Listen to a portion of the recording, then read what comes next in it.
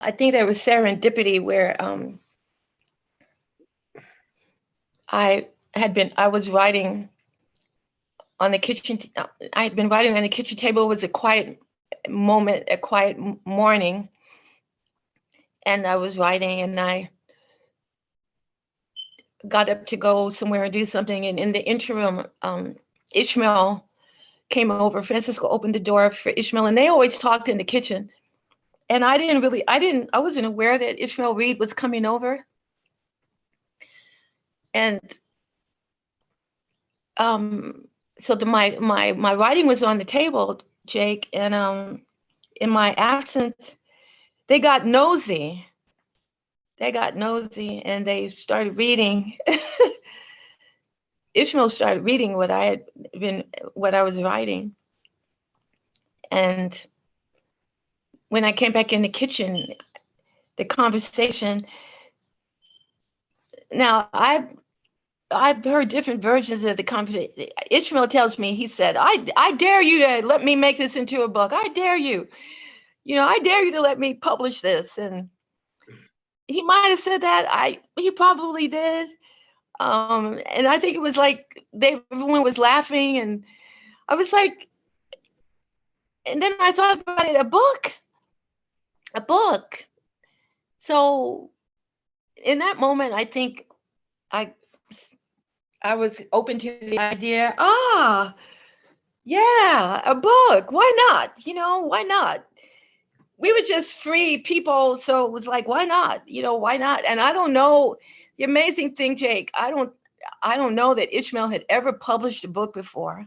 In fact, I know that my understanding is that my book, Francisco, is the first book that came out of his publishing company with him and Joe Johnson and another gentleman.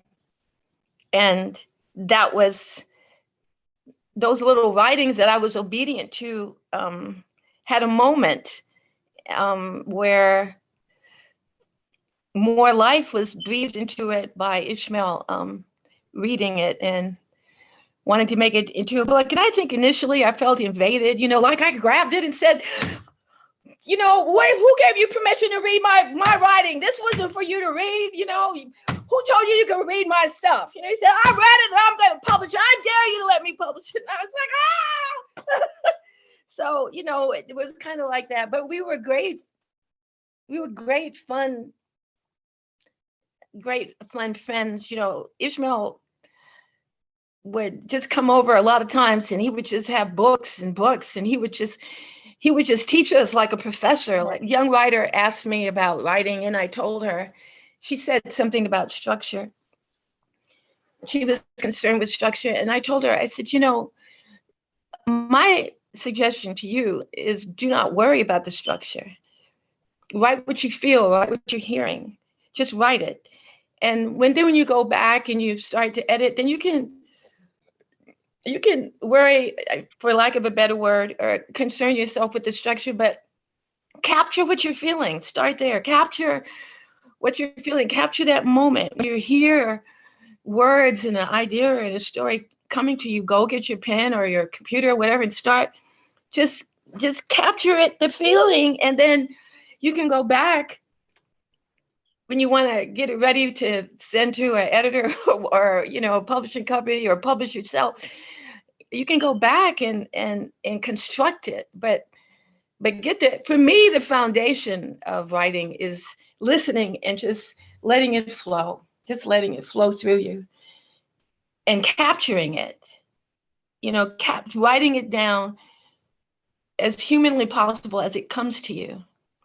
And then we can always come back and edit ourselves, adjust the words. And then you want to be careful that it's just like painting a picture.